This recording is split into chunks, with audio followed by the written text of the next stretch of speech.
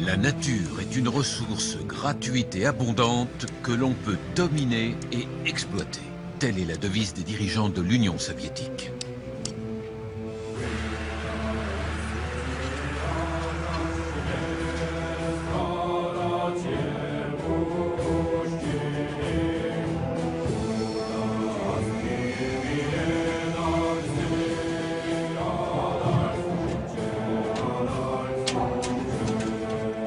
Rassemblement de plusieurs républiques, l'Union soviétique est une fédération.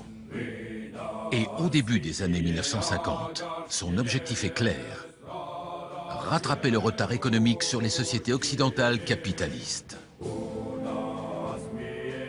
Sur tous les fronts, dans toutes les régions, on produit, fabrique, extrait, exploite, récolte. Les objectifs fixés par Moscou sont toujours ambitieux, parfois inatteignable. La production est régionalisée. Telle région s'occupe de l'extraction du minerai, telle autre de la sidérurgie, une dernière de la fabrication des tracteurs. Les frontières historiques et naturelles n'existent plus que sur le papier. Les populations comme les richesses du sous-sol sont considérées comme des ressources et mise à plat sur une carte.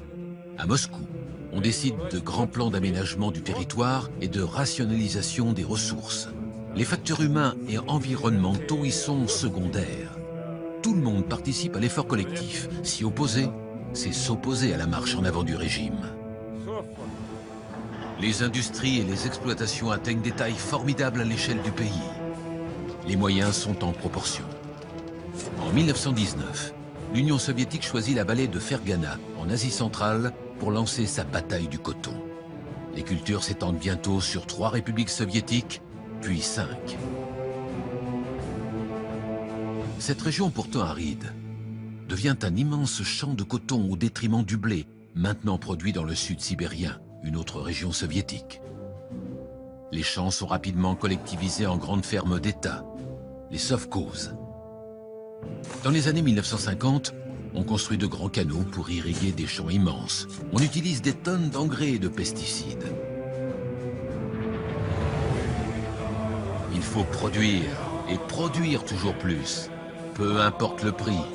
En 70 ans de domination soviétique, l'Asie centrale passe d'une production de quelques centaines de milliers de tonnes à 9 millions de tonnes de coton. Une augmentation de 1200%.